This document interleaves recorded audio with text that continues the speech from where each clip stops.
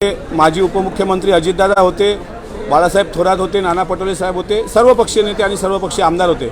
आणि त्यामध्ये एक स्ट्रॅटेजी ठरली होती की म्हणजे दादांनी नेहमीप्रमाणे सर्व नवीन आमदारांना सांगितलं की तुम्ही कधी 11 वाजता येता, कधी 12 वाजता येता, त्यापेक्षा 10:30 वाजता सकाळी नियमाप्रमाणे पायऱ्यांवर उपस्थित राहा आणि त्या ठिकाणी सरकारला ओला दुष्काळ जाहीर करणार आहात की नाही। काल एका शेतकऱ्यांनी स्वतःला जाळून घेण्याचा प्रयत्न केला। अशा काही संवेदनशील विषयावर आपण प्रश्न विचारले पाहिजे की हे सरकार फक्त शेतकऱ्यांच्या तोंडाला पानं पुसते आहे, गाजर दाखवते आहे की खरंच यांना मदत करण्याची इच्छा आहे। या अनुषंगाने आम्ही सर्व आमदार अगदी वेळेवर 10 वाजता सभागृहामध्ये आलो आणि 10:30 वाजता पक्षश्रेष्ठींनी दिलेल्या आदेशानुसार आंदोलन करायला आलो। त्यापूर्वी सत्ताधारी पक्ष भारतीय जनता पार्टी आणि शिंदे गटाचे काही आमदार पायऱ्यांवर आंदोलन करत होते। समोर पत्रकार बांधव होते, एक रेबिन लावलेली होती। त्यानंतर हे विद्यमान सरकारमधले आमदार होते आणि एक पायरी सोडल्यानंतर आम्ही सर्व आमदार होतो। आम्ही तिथे आलो आणि आम्ही नेहमीप्रमाणे 50 खोके एकदम ओके ही घोषणाबाजी केली आणि हा घाव गेल्या 3 दिवसांपासून त्यांच्या वर्मी लागलेला आहे। कारण महाराष्ट्राच्या तळागाळामध्ये अगदी लहान मुलांमध्ये सुद्धा भांडणं जर झाली तर 50 खोके आणि एकदम ओके असा वाक्प्रचार सुरू झाला आहे। त्यामुळे सत्ताधाऱ्यांची प्रतिमा फार मलिन झालेली आहे।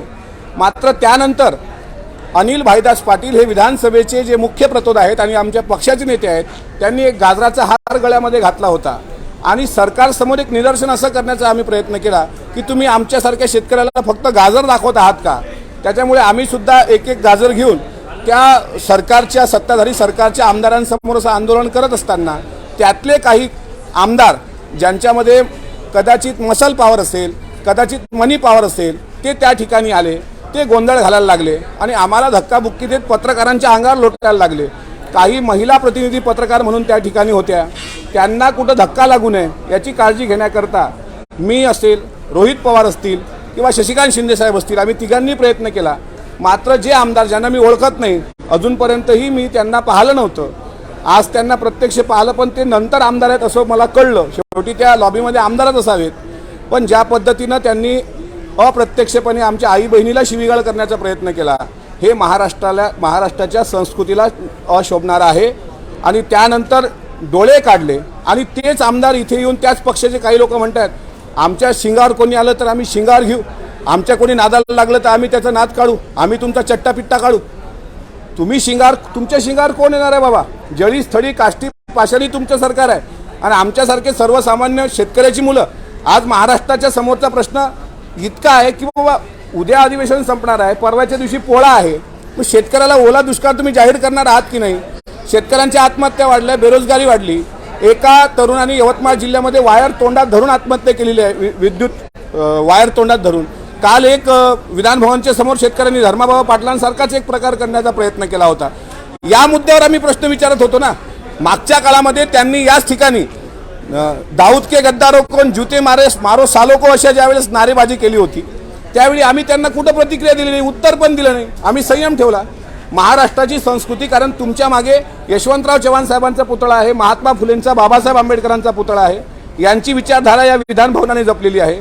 मी ज्या पक्षाचा माणूस आहे ते आदरणीय पवार साहेबांचा राष्ट्रवादी काँग्रेस पक्ष आहे। ज्यावेळेस दोन्ही आमदारांमध्ये राडा होऊ नये याची काळजी घेण्यासाठी आदरणीय अजितदादा खाली आले आणि दादांनी आम्हाला समज दिली की आपल्याला हे शोभणारं नाही, आपल्या पक्षाला हे शोभणारं नाही, त्याच्यामुळे तुम्ही सर्व आत या। आणि आम्ही आत गेल्यानंतर तिथे मुख्यमंत्री एकनाथराव शिंदे साहेब आम्हाला भेटले। शिंदे साहेबांना सांगितलं तुमच्या गटातल्या वाह्यात आमदारांना आवरा, त्यांना 2 हात आहेत, आम्हाला पण 2 हात आहेत, पण आम्हाला महाराष्ट्राच्या जनतेसमोर चुकीचा संदेश द्यायचा नाही आहे, या सभागृहाची प्रतिमा मलिन करायची नाही आहे, नव्हे तो आमचा विचार नाही आहे, अशी तक्रार आम्ही स्वतः एकनाथ शिंदे साहेबांसमोर केली। त्याच्यानंतर आपल्या सर्व पत्रकार बांधवांचे फोन येत होते। माझा आता प्रश्नोत्तराचा तास वरच्या सभागृहामध्ये 12 वाजता होणार आहे, त्यापूर्वी आपल्या सर्व पत्रकारांना भेटण्याकरता मी इथे आलो आहे। झालेला प्रकार अत्यंत चुकीचा आहे, त्याचं आम्ही समर्थन करत नाही। आम्ही आमच्या संस्कृतीचं प्रदर्शन दाखवलं, आम्ही शांती आणि अहिंसा जपली, त्यांनी त्यांच्या विकृतीचं प्रदर्शन दाखवलं। हे अख्ख्या महाराष्ट्रानं पाहिलं आणि महाराष्ट्रातल्या जनतेला हे आवडलेलं नाही।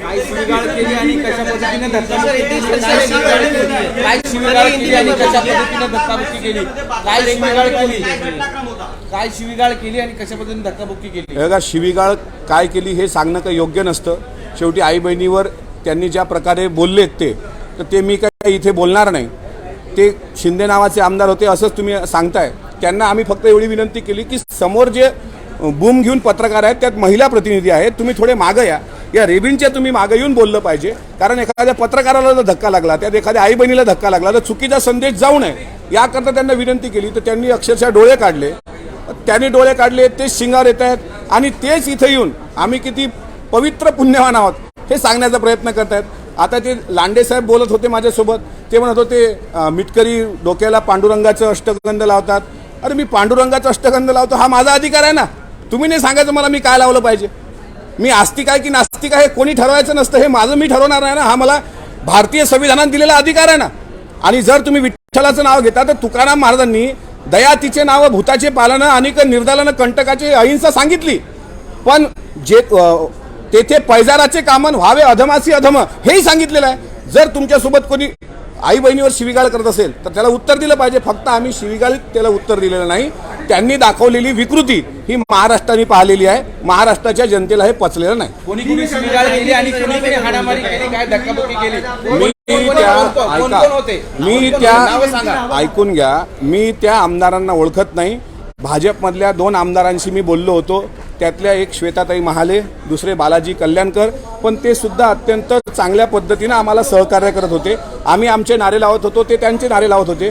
पण हे नवखे आमदार जे आलेत त्यांना मी ओळखत नाही.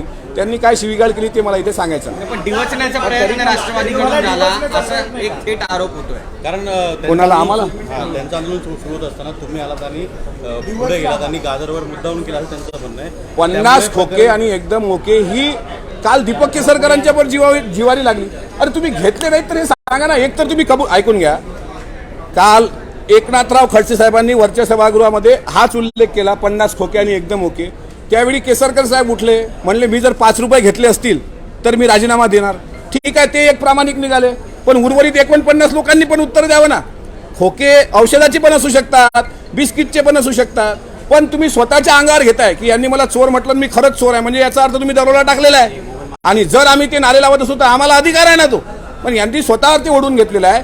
यांनी शिकू नये आम्ही गंध लावावं की आम्ही जय श्रीरामचे नारे लावावे.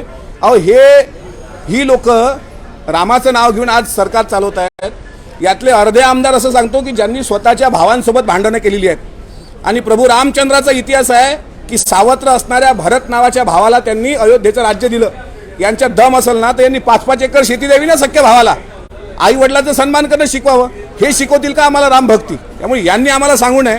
आम्हाला डिवचण्याचा प्रयत्न केला असेल तर आम्ही पण यावेळी शांततेची भूमिका ठेवली. गिरीशजी, आम्ही त्यांना कुठेही उद्रेकानं उत्तर दिलं नाही. ते डिवचण्याचा प्रयत्न करतील तो त्यांचा अधिकार आहे. मात्र कुठं महात्मा गांधींच्या सारखी सुद्धा भूमिका घ्यावी लागते. कारण पावसाळी अधिवेशनाचे 2 दिवस शेवटचे राहिले आणि महत्त्वाचा मुद्दा राडा नाही, महत्त्वाचा मुद्दा आहे ओला दुष्काळ जाहीर करा. आणि जर यांनी उद्या संध्याकाळपर्यंत ओला दुष्काळ जाहीर करण्याची भूमिका घेतली नाही त्यानंतर मात्र शेतकऱ्यांकरता याहीपेक्षा मोठा राडा करू. 50 खोके एकदम ओके आणि त्यानंतर त्यांनी अशा गोष्टी केल्या, सचिन वाजे ओके, मातोश्री ओके, लवासा ओके करायच्या होत्या ना त्यांनी. त्या गोष्टी तुमच्या जीवाला लागल्या. आमच्या कसल्या जिवारी लागणार? अहो, उलटा चोर कोतवाल को डाटे. घोषणा आमच्या आमिष घोषणा दिल्या त्यांच्या जिवारी लागल्या. ते काय घोषणा देत होतं आमचं म्हणणं नाही. उलट आम्ही एक सौहार्दतेचं वातावरण तुम्हाला सांगतो. जितके इथं भांडतात ना सर्व वर एकत्र येऊन चहा पितात, एकत्र येऊन जेवण करतात. महाराष्ट्राच्या जनतेसमोर असा धांगडधिंगा कशाला घालताय?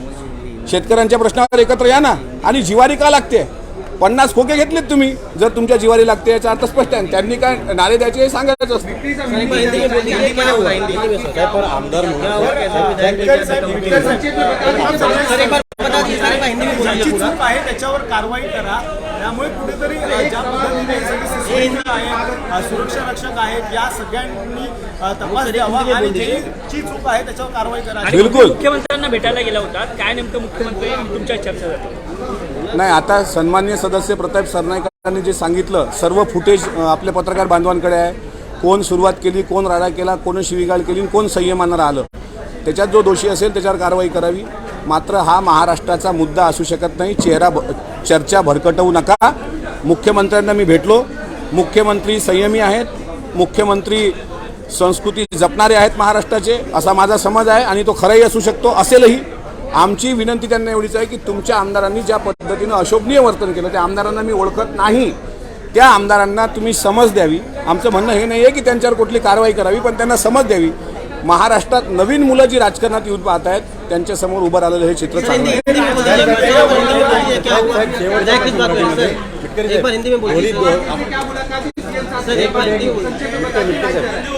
पहिलं मराठी संपलं असेल. सगळं लाईव्ह सुरू होतं. आमदार कुठले असो, सत्ताधारी असो, विरोधक असू दे, जनता सगळी पाहत होती. एक आमदार म्हणून जनतेमध्ये हा संदेश केलेला आहे, त्याबद्दल आपण काय मी सुरुवातीलाही सांगितलं, एक आमदार म्हणून, त्याहीपेक्षा महाराष्ट्रातला एक सदस्य म्हणून आणि एक शेतकऱ्याचा मुलगा म्हणून. आमदार मी आत्ता झालो 3 वर्ष झाले, पण एक शेतकऱ्याचा मुलगा म्हणून मला पण अपेक्षा आहे की शेतकऱ्याला न्याय भेटला पाहिजे.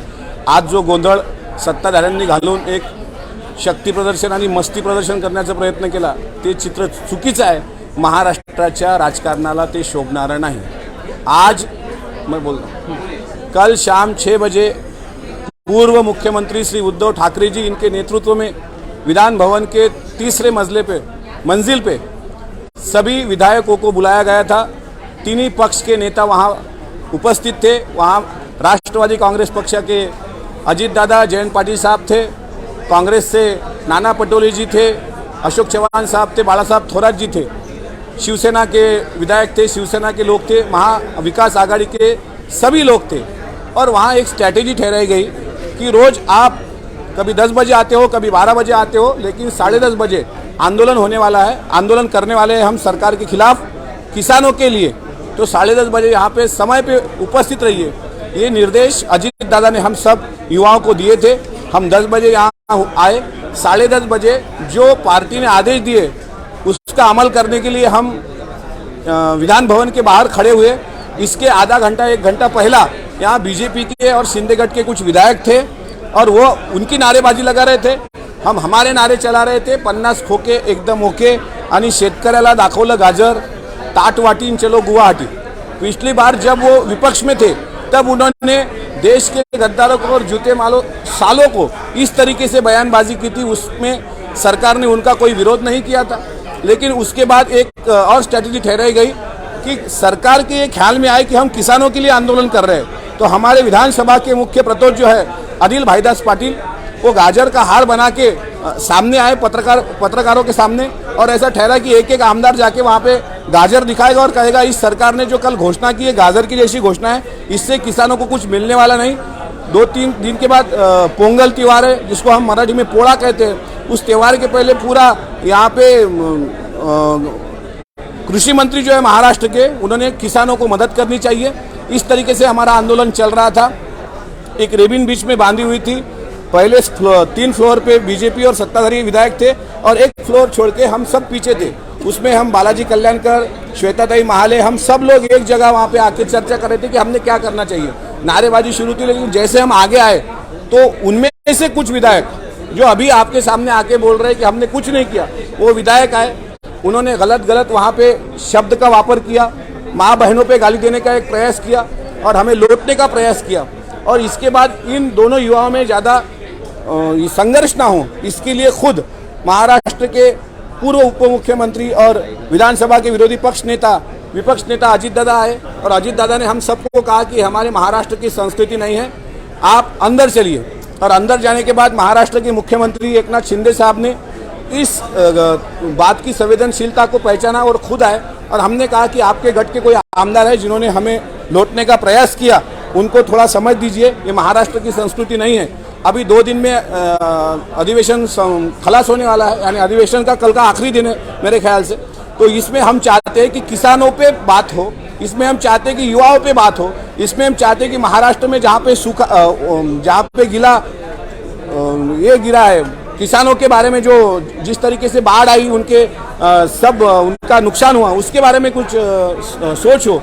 इस तरीके से हमारी एक योजना थी, हमारी संकल्पना थी, लेकिन उसे बदल देने का काम सत्ताधारियों ने किया, खासकर भारतीय जनता पार्टी के विधायकों ने किया.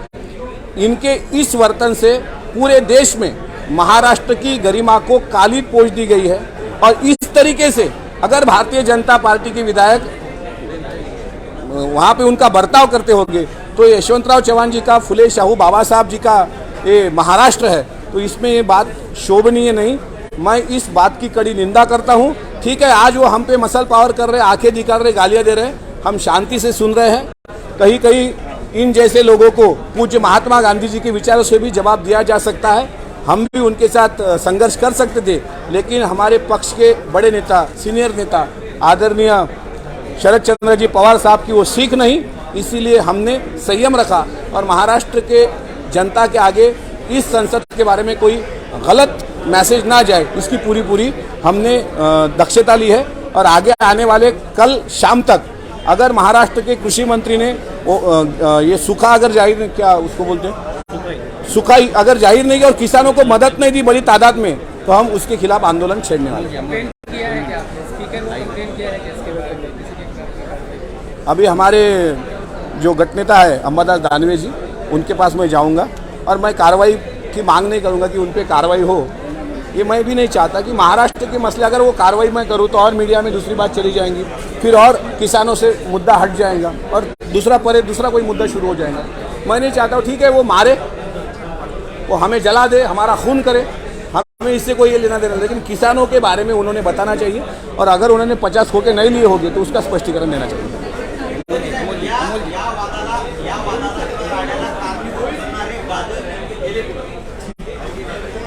मला काय माहिती म्हणजे